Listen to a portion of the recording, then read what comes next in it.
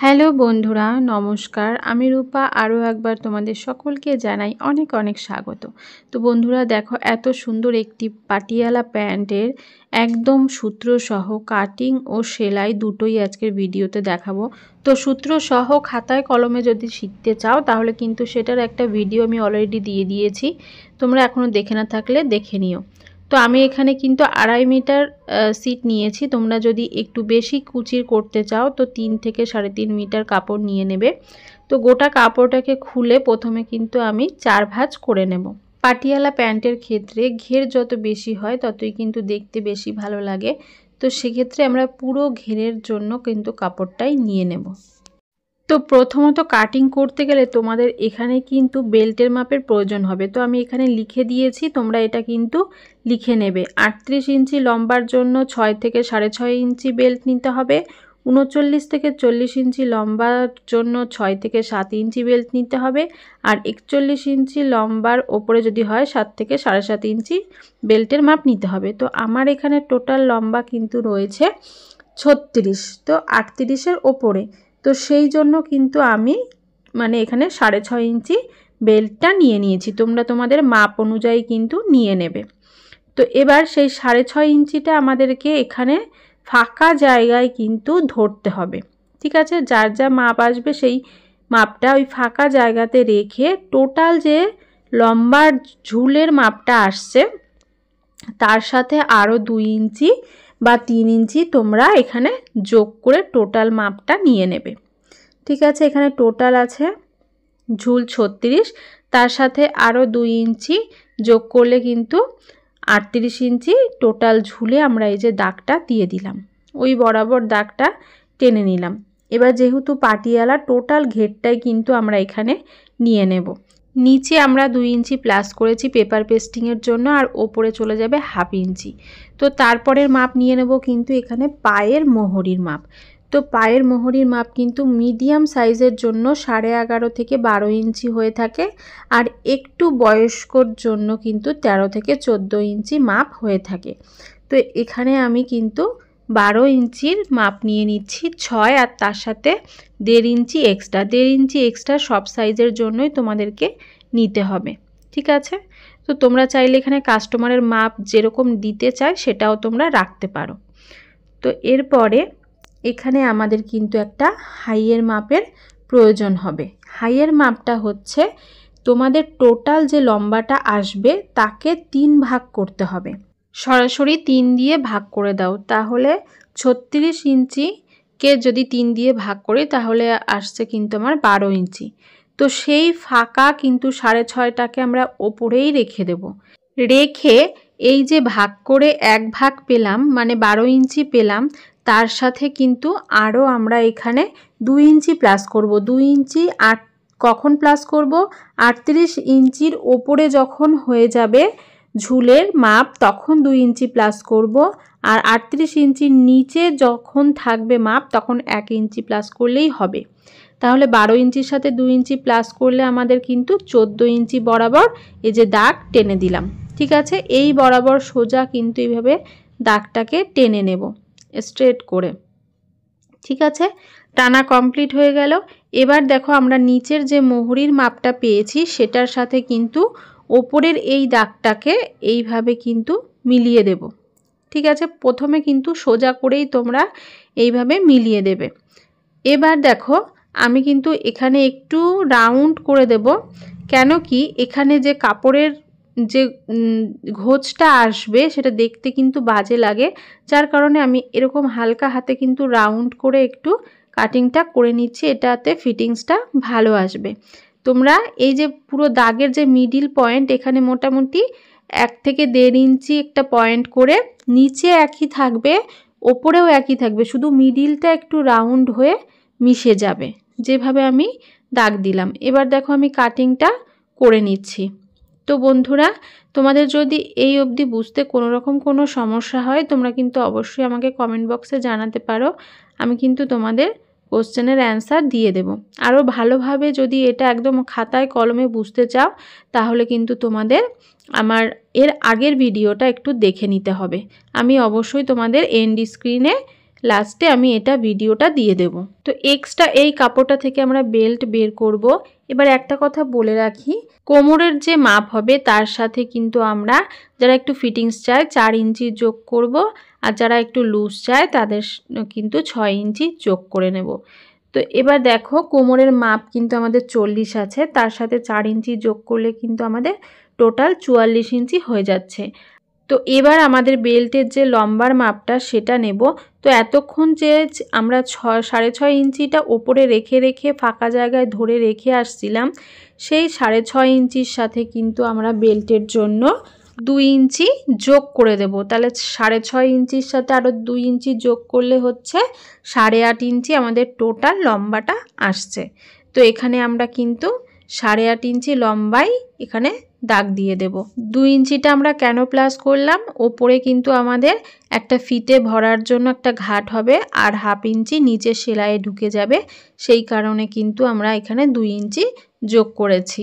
এবার এই বরাবর সোজা করে দাগ টেনে নিলাম।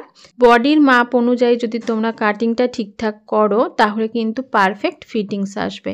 তো এবার যে আমি 44 ইঞ্চিটা বলেছি সেটা কিন্তু এখানে তার হাফ নিয়ে নেব, তার মানে এখানে 22 ইঞ্চি টোটাল যে কোমরের চওড়াটা কাপড়ের সেটা নিয়ে নেব। তো এখানে কিন্তু অবশ্যই আমার 2 ভাঁজে কাপড় রয়েছে, সেই কারণে আমরা 44-এর হাফ 22 ইঞ্চি নিয়ে নেব। ঠিক আছে, তোমরা তোমাদের কোমরের মাপের সাথে 4 ইঞ্চি বা 6 ইঞ্চি যে যেরকম লুজ পছন্দ করো নিয়ে সেটাকে হাফ করে এইভাবে কিন্তু তোমরা কোমর পট্টির জন্য কাপড় কেটে নেবে। তো বন্ধুরা, তোমরা কে কোথা থেকে আমার ভিডিওটা দেখছো অবশ্যই কিন্তু কমেন্ট বক্সে একটা কমেন্ট করে দিও।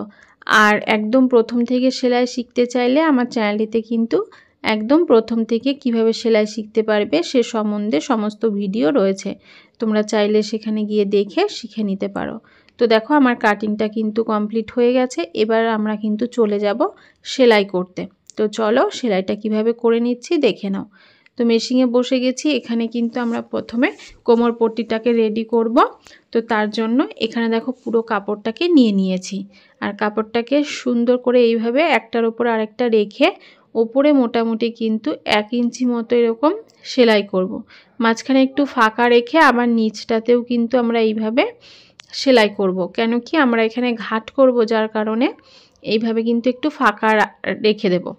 তো এবার প্রথমে আমরা ওপরে একটুখানি সেলাই করে নেব।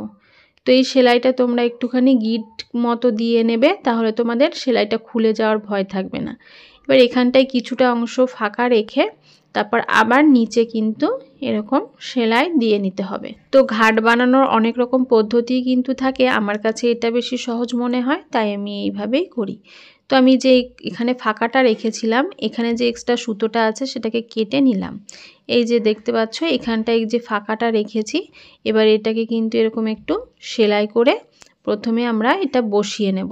তো একদম ওপর থেকে এইভাবে একটা সেলাই দিয়ে আমরা প্রথমে এটাকে চাপ সেলাই দিয়ে নেব, তাহলে আমাদের জিনিসটা সুন্দর করে বসে থাকবে। তো এইভাবে দেখো সেলাই করার পরে কিন্তু আমার সুন্দরভাবে একটা এইভাবে ফাঁকা অংশ তৈরি হয়ে গেছে। এবার যে আরেকটা সাইড খোলা রয়েছে সেই সাইডটাকেও কিন্তু আমরা এইভাবে ভালো করে আটকে নেব। তারপরে কিন্তু আমরা এই যে এখানে ফাঁকাটুকু রেখেছিলাম, এখান দিয়ে কিন্তু আমরা একটা ঘর তৈরি করে নেব।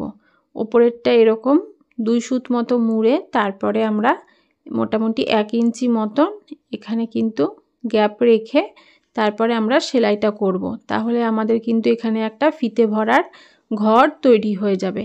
এইভাবে কিন্তু কাপড়টাকে মুড়ে মুড়ে আস্তে আস্তে করে আমরা গোটা ঘরটাকে রেডি করব। তোমাদেরকে একটু কাছ থেকে দেখানোর চেষ্টা করছি, তাহলে ভালো বুঝতে পারবে। তো দেখে নাও, এই যে একদম এইভাবে বরাবর কিন্তু গোটাটাই সেলাই করে কমপ্লিট করে নিতে হবে। তো দেখো এখানে কিন্তু আমার পুরোটা সেলাই করা কমপ্লিট হয়ে গেছে। এই যে, তো তোমাদেরকে এবার দেখাচ্ছি ঘরটা আমার কিন্তু পুরোপুরি রেডি হয়ে গেছে। তো কোমর পট্টি রেডি হয়ে যাওয়ার পরে এবার কিন্তু আমাদেরকে এটা একটু এখানে মার্কিং করতে হবে, তার মানে এটাকে 4 ভাঁজ করে এখানে একটা মার্কিং করতে হবে। আর পেছন সাইডে তো একটা যেহেতু জোড়া পড়েছে ওটা কিন্তু বোঝাই যাচ্ছে যে এটা পেছন সাইড। তো 2 সাইডে আমি এখানে একটা মার্কিং করে নিলাম। এবার যে কুচির জন্য কাপড়টা আমরা কেটেছিলাম সেটার যে হাইয়ের দিকটা রয়েছে এই হাইটাকে কিন্তু আমাদের জয়েন্ট দিতে হবে। এই যে এটাকে কিন্তু জয়েন্ট দেওয়ার সময় তোমরা দুবার করে সেলাই করে নিতে পারো, তাহলে কিন্তু জিনিসটা একটু পোক্ত হবে আর এটা খুলে যাওয়ার সম্ভাবনা থাকবে না। তো এক সাইড জয়েন্ট দেওয়ার পরে আরও একটা সাইডে হাই কিন্তু আমরা জয়েন্ট দিয়ে নেব। দুটো হাই জয়েন্ট দিয়ে কমপ্লিট করার পরে এটা কিন্তু পুরোপুরি আটকে গেল। এবার আমরা এর ওপর দিয়ে কিন্তু একটা করে চাপ সেলাই বসিয়ে দেব। প্যান্টের ক্ষেত্রে সবসময় চাপ সেলাই দিয়ে নিলে এটা কোনো রকমে মানে ছিঁড়ে যাওয়ার বা ফেটে যাওয়ার সম্ভাবনা থাকে না। পুরো কাপড়টাকে কিন্তু আটকানো হয়ে গেছে। এবার আমরা এটাকে প্লেট দেব, মানে কুচি কুচি দেব। তো দেখো কুচিটা আমরা এখানে এটাকে কিন্তু একটা পয়েন্ট করব। কুচিটা দুই হাইটাকে কিন্তু মাঝখানে ধরেছি আর এদিকে কিন্তু আমরা একটা করে এই সাইডগুলোতে পয়েন্ট করছি, মানে টোটাল 4টে পয়েন্ট কিন্তু আমরা করব। আর এটাতেও কিন্তু এই যে একটা পয়েন্ট রয়েছে এখানে এটাকে সোজা করে রাখবো আর প্যান্টের কাপড়টাকে উল্টো করে রাখবো, মানে নিচের যে কুচির কাপড়টা সেটাকে উল্টো করে রেখে এই বরাবর এই মিডিলে কিন্তু একদম বসিয়ে দেব। ঠিক আছে, বসানোর পরে দেখতে পাচ্ছ একদম যেখানে সামনে মানে আমাদের প্যান্টের যেখান দিয়ে ফিতেটা হবে সেখান থেকে কিন্তু আমি এই যে মিডিলে এটাকে বসিয়েছি। বসানোর পর এবার আমরা কিন্তু এই প্যান্টের সাথে প্লেটটা দেব।